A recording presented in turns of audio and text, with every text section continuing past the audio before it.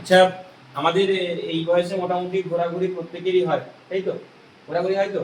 দেখো, একটা জায়গায় জন্মস্থান আর একটা বাইরের জায়গায়, ধরো একদম 5 স্টার হোটেলে গেছি আমরা, সেখানে মাস 2, 3, 4 টানা 1 বছর আছি। যতই 5 স্টারের হোটেল হোক না কেন, যত 5 স্টার বিছানা হোক না কেন, আমাদের বাড়ির বিছানার কথা আগে মনে পড়ে, তাই না? হয়তো এরকম নাকি? এবং আমাদের এখানে যে কবিতা আজকে আলোচনার বিষয়, সেটা হচ্ছে কি বঙ্গভূমির প্রতি। ঠিক আছে, সেটার বিষয়ে জানবার আগে কবি পরিচিতি অর্থাৎ মাইকেল মধুসূদন দত্ত, তার সমাজ সেবা নিয়ে তো আমরা অনেক কিছু জানি, এবং তিনি একজন যে কত বড় কবি তার বিষয় কিন্তু আমরা টুকটাক হলেও আমরা এই বয়সে জেনে আছি।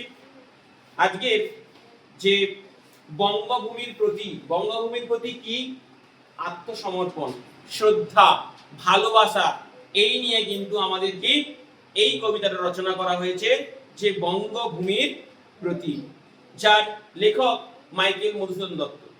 এই মাইকেল মধুসূদন দত্ত এমনই একজন কবি যে মেঘনাদ বধ কাব্য ক্লাস 10-এ গিয়ে পাবে। সেই মেঘনাদ বধ কাব্যে তোমাদের একটা মানে সেখানটায় রাম, রাবণ এবং তার পুত্র, ঠিক আছে, ইন্দ্রজিৎ, এদের প্রত্যেকের কথা কিন্তু উল্লেখিত আছে। আচ্ছা, আমি কার কার নাম বললাম এখানে? রাম, রাবণ আর কে? ইন্দ্রজিৎ। এখানকার নায়ক কে বলতো? রাম হচ্ছে কি নায়ক তো। তাহলে এখানটায় যে নায়ক রাম, কিন্তু মেঘনাদ বধ কাব্যে নায়ক কিন্তু সেখানে ছিল রাবণ এবং ইন্দ্রজিৎ। এমনই পরিপ্রেক্ষিতে লেখা হয়েছিল। সেই মেঘনাদ বধ কাব্যে আমাদের নায়ককে কিন্তু তুলে ধরা হয়নি, অর্থাৎ রাম, সেখানে তুলে ধরা হয়েছে ইন্দ্রজিৎকে নায়ক হিসেবে। মানে এই যে একটা দুঃসাহসিক কাজ মাইকেল মধুসূদন দত্ত করেছিলেন। এবং সনেট ধর্মী কবিতা, সেগুলো 11-12 কি তোমরা পাবে। ঠিক আছে, এই যে তোমাদের 7-এ বঙ্গভূমির প্রতি রয়েছে, এটা তোমরা ক্লাস 8-এ গিয়ে চিঠি নামক একটা কবিতায়, এই সরি মানে চিঠি, একটা গল্প ঠিক নয়, মানে একটা চিঠি, টোটালি মাইকেল মধুসূদন দত্ত একটা চিঠি লিখেছেন, কাকে কোথা থেকে কি লিখেছেন তার বর্ণনার কিছু অংশটা এর সঙ্গে টাচ আপ রয়েছে। ঠিক আছে, বঙ্গভূমির প্রতি মাইকেল মধুসূদন দত্ত। ঠিক আছে, মাইকেল মধুসূদন দত্ত খুব ধনী পরিবারে জন্মগ্রহণ করেছিলেন। আমরা এতদিন মোটামুটি যতগুলো কবিকে চিনে এসেছি, আমরা যেনাদেরকে আমরা চিনে এসেছি, তারা কি করেছিল? তারা কিন্তু অত্যন্ত দরিদ্র ফ্যামিলি থেকে বিলং করছে, তাই তো?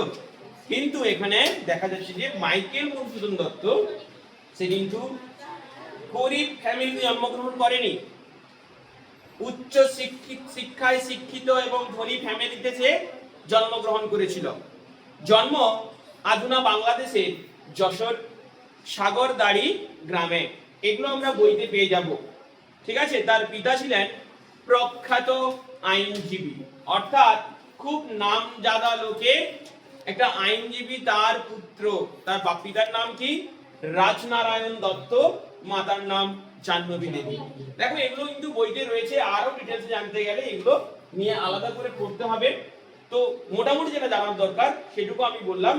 এবার আমরা দেখব যে এই বঙ্গভূমির প্রতি কবিতা লেখা হয়েছে কেন। অনিমা কথা বলো না, তোমরা তোমাদের কাজ করো। বঙ্গভূমির প্রতি কবিতাটা লেখা হয়েছে কেন, কখন লেখা হয়েছে?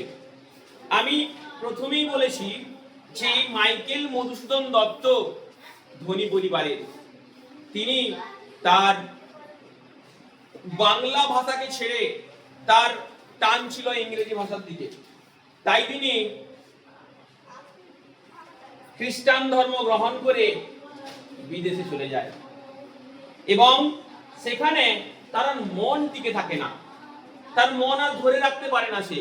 অর্থাৎ এই যে আমরা বাড়ি থেকে বাইরে যেতে ভালো লাগে, কিন্তু যখন অনেক দিন হয়ে যায় বাড়ির জন্য মন টানে না। ঠিক একইভাবে কবি বাইরের দেশে গিয়ে, অর্থাৎ ফ্রান্সে, ঠিক আছে, রচনা স্থান ফ্রান্স হয়েছে, ফ্রান্সে তিনি এই কবিতাটি বসে লিখছেন। কখন লিখছেন? যখন তিনি বাংলা ভাষাকে ত্যাগ করে ইংরেজি ভাষায় খ্যাতি অর্জন করতে গেছিলেন, কিন্তু ইংরেজি ভাষায় তিনি খ্যাতি অর্জন করতে পারেনি। তখন তিনি বুঝেছিলেন যে না, বাংলা ভাষার মতো ভাষা কিছু নেই।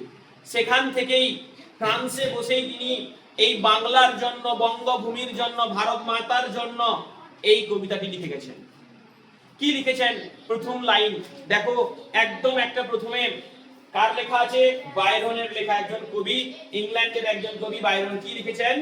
মাই নেটিভ ল্যান্ড গুড নাইট। কি বলছে? My native land good night, সে আমার প্রিয় ভূমি তোমায় বিদায়। অর্থাৎ গুড নাইট মানে কি? শুভরাত্রি জানানো হচ্ছে, অর্থাৎ শুভরাত্রিকে বিদায় হিসেবে জানানো হয়। ঠিক আছে, সেইটাকে লাইনে রেখে প্রথমে কবিতার ভাষা দিয়ে কি লিখছেন দেখো। এখানে এই জিনিসগুলো জানবার আগে আরেকটু দেখে নাও। এটা হচ্ছে চতুর্দশপদী কবিতা। চতুর্দশপদী কবিতা কি? একটা সনেট ধর্মী কবিতার অংশ। ঠিক আছে, 14 লাইনের কবিতা হয়, যার প্রত্যেকটি ভাগকে যদি ভাগ করো, সেই চতুর্দশপদী তিনটা চারটা করে থাকে। ঠিক আছে, 4 3 12 খানা, এবং লাস্টের দুখানা লাইনকে বলা হয় কাপলেট। কি বলা হয়? কাপলেট। সেগুলো আমরা 11 এ গিয়ে জানবো। রচনাকাল 1862। কোথায় লেখা হয়েছিল বললাম? ফ্রান্সে। এটি কি ধরনের কবিতা? ঠিক আছে, এটা একটি ভক্তিমূলক, স্বদেশপ্রেমী এবং আত্মনিবেদন, নিজেকে নিবেদন করে দিয়েছে দেশমাতার কাছে, তারই লেখা। চতুর্দশপদী কবিতা বলি থেকে সংগৃহীত হয়েছে এই বঙ্গভূমির প্রতি। কি বলছে দেখো, রেখো মা দাসের মনে এ মিনতি করি পদে। কি বলছে? হে মা, তুমি এই দাসকে, দাস বলতে কাকে বলছে? কবি নিজেকেই বলছেন যে রেখো মা দাসের মনে এ মিনতি করি পদে। যে মিনতি কথার অর্থ কি? প্রার্থনা। দেখো তোমাদের বইতে সবার লেখা হয়ে গেছে। এই মিনতি করি পদে অর্থাৎ তার চরণে, দেশ মাতার চরণে প্রণাম করে কি বলছে? যে আমাকে মনে রেখো মা, আমাকে তুমি ভুলে যেও না। সাধিতে মনের সাধ ঘটে যদি পরমাদ। সাধিতে অর্থাৎ পূরণ করতে গিয়ে, সাধনা করতে গিয়ে যদি মনের সাধ অর্থাৎ মনের ইচ্ছা কামনা। এখানে তার মনের ইচ্ছা কি ছিল কবির?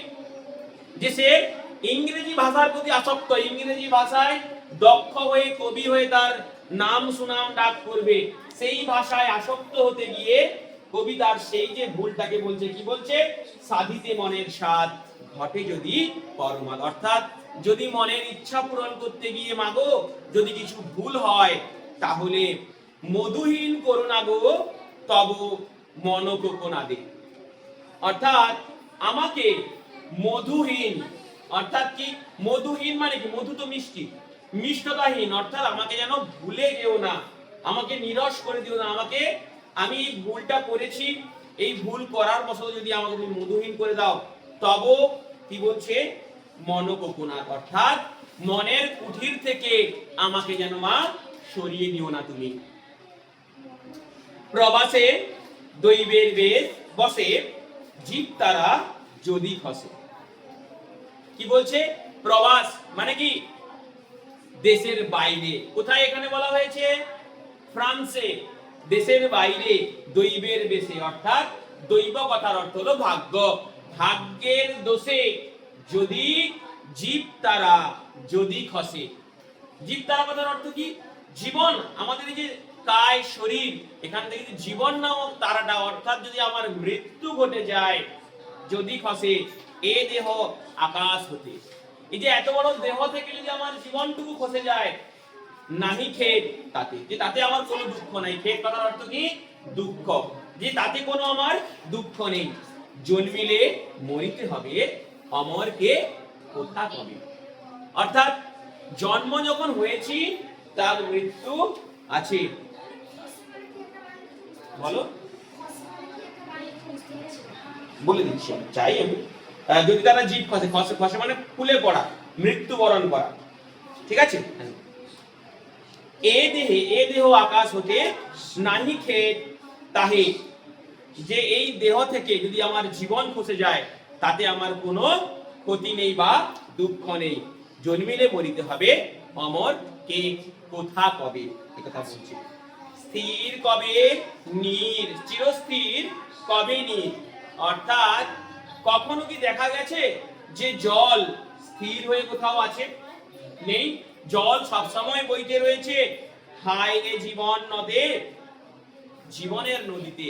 দেখো আমরা ছোটবেলায় ছোটই ছিলাম, এটা সাধারণ কথা বলে তো এ করে লাভ নেই, যে একটু আসতে পারো, একটু রিদম, একটু আসতে। কি বলছে যে চিরস্থায়ী কবে নীর, হায় রে জীবন নদে। এই যে জীবনের নদীতে জল কখন থেমেছিল? আর যে জল থেমে যায় সে জলে দেখবে পোকা লেগে যায়, তাই না? বাড়িতে দেখবে একটা পাত্রের মধ্যে জল রেখে দিবে কিছুদিন, সেই পাত্রে শ্যাওলা ধরবে, পোকা ধরে জলটা নষ্ট হয়ে যাবে। ঠিক একই ভাবে এখানে কবি কি বলছেন যে নদীর স্রোতে যেমন আমাদের জীবন বয়স ধীরে ধীরে এগিয়ে যাচ্ছে, আমরা ধীরে ধীরে যেরকম বয়স প্রাপ্ত বয়স্ক হয়ে মৃত্যুর দিকে বরণ করব, ঠিক একই ভাবে যে বলছে এই কথা লাইনের দ্বারা, চিরস্থির কবে নীর, হায় রে জীবন নদী। কিন্তু যদি রাখো মনে, নাহি মা ডরি সমনে। কিন্তু মা তুমি যদি আমাকে মনে রাখো, কে বলছে? কে বলছে এটা? কবি মাইকেল মধুসূদন দত্ত বলছেন। কি বলছেন? যে মা তুমি যদি আমায় মনে রাখো, নাহি মা ডরি সমনে, অর্থাৎ যমও যদি সামনে চলে আসে, ডরি কথার অর্থ হলো ভয় পাওয়া, যে আমি তাও ভয় পাবো না। মক্ষিকাও গলে না গো, পড়িলে অমৃত হবে, সেই ধন্য নরকুলে লোকে যারে নাহি ভুলে। মক্ষিকা অর্থাৎ মাছিও যদি গরলে পড়ে যায়, সে কখনো অমৃত হদে পড়িলে সেই ধন্য নরকুলে। অর্থাৎ অমৃতের ভান্ডারে যদি একটা মাছি টুকুও পড়ে যায়, তাও সেটা যেন কি নরকুলে ধন্য। এবং লোকে যারে নাহি ভুলে, লোককে, যে লোককে ভোলে না, অর্থাৎ অমর। অমর কারা হয়ে রয়েছে? অমর কেউ আছে? অমর বলে কিছু আছে? অমর মানুষ থাকে না, মানুষের স্মৃতি, মানুষের কাজ, সে অমর থাকে নাকি? সে এমন কাজ করে, দেখো আজকে মাইকেল মধুসূদন দত্তের জন্ম থেকে মৃত্যু অনেক বছর হয়ে গেল, তাও আমরা তাকে প্রত্যেক দিন প্রতিনিয়ত তাকে আমরা পড়ছি। আর একে বলা হয় কি? অমরত্ব প্রাপ্তি। এই অমরত্ব প্রাপ্তি সবার দ্বারা হয় না, যারা সাফল্যভাবে কাজ করে, যারা মাথায় রাখে যে আমার কিছু করতে হবে, একমাত্র তারাই পারে। লক্ষ্য স্থির যাদের, তারাই একমাত্র পারবে। ঠিক আছে? সো কি বলছে দেখো এখানে, যে লোকে যারে নাহি ভুলে। তো অমরকে, যাদেরকে আমরা ভুলতে পারি না, তারাই তো অ্যাকচুয়ালি অমর, সেই কথা তিনি বলছেন। মনের মন্দিরে সদা সেবে সর্বজনে, অর্থাৎ প্রত্যেকটি মানুষের মনের মন্দির, অর্থাৎ মনের কুঠিরে সেবে, অর্থাৎ সেবা পায়, সেবা করে সর্বজন, অর্থাৎ প্রত্যেকটি মানুষ তাদেরকে কি করে? সেবা করে। তাইছে? তারপরে কি বলছে দেখো, কিন্তু কোন গুণ আছে যাচিব যে তব কাছে। যাচিব কথা অর্থ বল না, এই যেচে খাচ্ছে মানে কি? চেয়ে খাচ্ছে। যে মা আমার মধ্যে কি এমন গুণ আছে যে আমি যে তোমার কাছে এগুলো চাইবো? আমার মধ্যে কিছু গুণই নেই, তিনি বলছেন। এখানে একটা ছোট্ট গল্প মনে পড়ে। হাত একদিন পাকে জিজ্ঞাসা করছে, প্রত্যেকে শোনো একটু। হাত একদিন পাকে জিজ্ঞাসা করছে যে আমি তো এত সারাদিন কাজ করি, তাই না? যে আমি তো এত সারাদিন কাজ করি, আমাকে লোকে ধেপে প্রণাম করে না, তোকে থেকে প্রণাম করে কেন? পা তার সদুত্তরে একটা উত্তর দিল যে আমি এখনো মাটি থেকে পা তুলে দিতে পারিনি, কিন্তু তুই তোর জায়গাটা মাটির অনেক উপরে আছে। অর্থাৎ মাটির সঙ্গে যারা মিশ্রিত, কবি নিজেকে এখানে কি বলছেন? দাস বলছেন নাকি? কবি এখানে নিজেকে কি বলছেন? দাস বলছেন। অর্থাৎ দাস মানে কারা? যারা কাজের লোক হয়, যারা একদম ছোট তাদেরকেই মানে যাদের একদম এই বুকে পৃথিবীর বুকে যেন কোনো অবস্থানই নেই তাদেরকে আমরা দাস বলি, যে লোকের হয়ে কাজ করে। কিন্তু কবি কি লোকের হয়ে কাজ করছে না, নাকি সে নিজেকে প্রতিস্থাপিত করছে এভাবে যে মা আমি তোমার দাস। এই জন্যেই আমার এই লাইনটুকু বলা, হাত এবং পায়ের গল্প। জীবনে যত বড় হয়ে যাও না কেন, অন্তত গোড়ার দিকটা একবার তাকিয়ে দেখবে তুমি কি ছিলে, তোমার সাকসেসের পেছনে কে কে রয়েছে। জীবনে প্রত্যেকটা জায়গায় শিক্ষা পাবে, জীবনে প্রত্যেকটা জায়গায় শিক্ষা পাবে। আজকে সে একটা কোচিং সেন্টার থেকে এখানে এসে পড়তে, সেখান থেকে সে কিছু না কিছু শিক্ষা পেয়েছে, কিছু না কিছু শিক্ষা পেয়েছে। এখন না মনে হোক, তার মনে পড়বে। প্রত্যেকটা জায়গায় শিক্ষা আছে, সেখান থেকে আমাদের খুঁজে বের করে নিতে হবে যে এখান থেকে আমি কি পেলাম। কি বলছি বুঝতে পারছো? কি বলছে তারপরে দেখো, কিন্তু কোন গুণ আছে যাচিব যে তব কাছে, অর্থাৎ যে আমার কাছে যে কি গুণ আছে, তোমার কাছে যে এত অমরত্ব চাইবো আমি, হেন অমরতা আমি কহ গো শ্যামা জন্ম দে। কি বলছে যে এই অমরত্বায় আমি কহ গো মা শ্যামা জন্ম দে। শ্যামা কথার অর্থ কি? শ্যামলিমা, অর্থাৎ শ্যামা কথার অর্থ কি বললাম? শ্যামলিমা, অর্থাৎ আমাদের বঙ্গভূমি মাকেই বলা হচ্ছে। তারপর কি বলছে দেখো, তবে যদি দয়া করো ভুল দোষ গুণ ধরো, যে দয়া করে যদি আমার ভুল খারাপ ঠিকঠাক আমাকে ধরিয়ে দাও, আমি করিয়াবর অমর করিয়াবর দেহদাসে সুবরদে। কি বলছে? দেহদাসে, অর্থাৎ এই দাসকে দাও। দেহ কথার অর্থ কি? দাও। সুবরদে অর্থাৎ বর দান করো।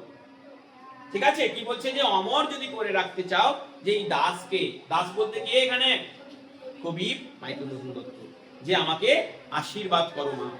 ফুটি যেন স্মৃতি জলে, স্মৃতি জলে, যেন স্মৃতি জ্বলে উঠে, যেন আমি ফুটে উঠতে পারি প্রত্যেকের কাজে, প্রত্যেকের মনে যেন অন্তত আমি স্মৃতি হয়ে ফুটে উঠতে পারি। মানসে মা যথা ফলে, অর্থাৎ মনের অন্তরে মা যেখানে ফলে মধুময় তাম্রস, তাম্রস কথার অর্থ হলো পদ্ম, মধুময় তাম্রস, কি বসন্ত কি বা শরৎ, পদ্ম ফুল সব সময় ফোটে। তাই বলছে যে কি বসন্ত হোক কিংবা কি শরৎ হোক, মা আমি যেন পদ্মের মতো সবার কাছে স্মৃতিচিহ্ন হয়ে ফুটে উঠতে পারি, আমার যেন একটা অমরত্ব আছে। এটা কবি কোথা থেকে বলছেন? ফ্রান্স থেকে বলছেন। কেন বলছেন? সে নিজের ভুল বুঝতে পেরেছেন, যে বঙ্গভূমিকে ছেড়ে আমি যে খ্রিস্টান ধর্ম গ্রহণ করে কতটা ভুল করেছি।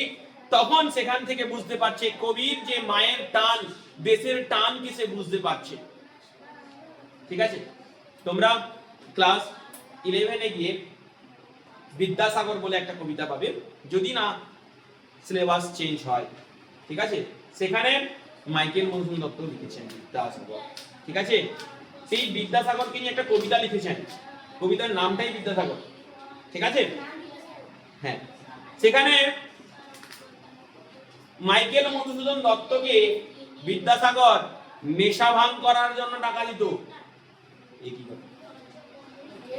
নেশা ভাঙ করার জন্য টাকা দিত। নেশা ভাঙ বোঝো তো? হ্যাঁ, নেশা ভাঙ করার জন্য টাকা দিত। একদিন একটা মাতাল, বদ্ধ মাতাল বিদ্যাসাগরের কাছে গিয়ে বলছে আমাকেও টাকা দাও, আমাকেও টাকা দাও। সে বলছে না আমি তোকে দেবো না। বলছে কেন? তুমি যে মাইকেল মধুসূদন দত্ত সে দেশের বাইরে আছে, তাকে টাকা পাঠাচ্ছ, তুমি তাকে তুমি টাকা পাঠাচ্ছ, সেও তো নেশা ভাঙ করছে। বলছে হ্যাঁ সেও নেশা ভাঙ করছে আমি জানি, কিন্তু তুই তার মতো একটা মেঘনাদ বধ কাব্যগ্রন্থ লিখে দেখা, তুইও লিখে দেখা, তোকেও আমি টাকা দেবো। ঠিক আছে? অনেক কিছু রয়েছে মাইকেল মধুসূদন দত্ত এবং বিভিন্ন কবি নিয়ে, সেগুলো আমরা পরপর জানবো। তো আজকের বঙ্গভূমির প্রতি মাইকেল মধুসূদন দত্ত কার কি বুঝতে অসুবিধা আছে একটু আমাকে বল।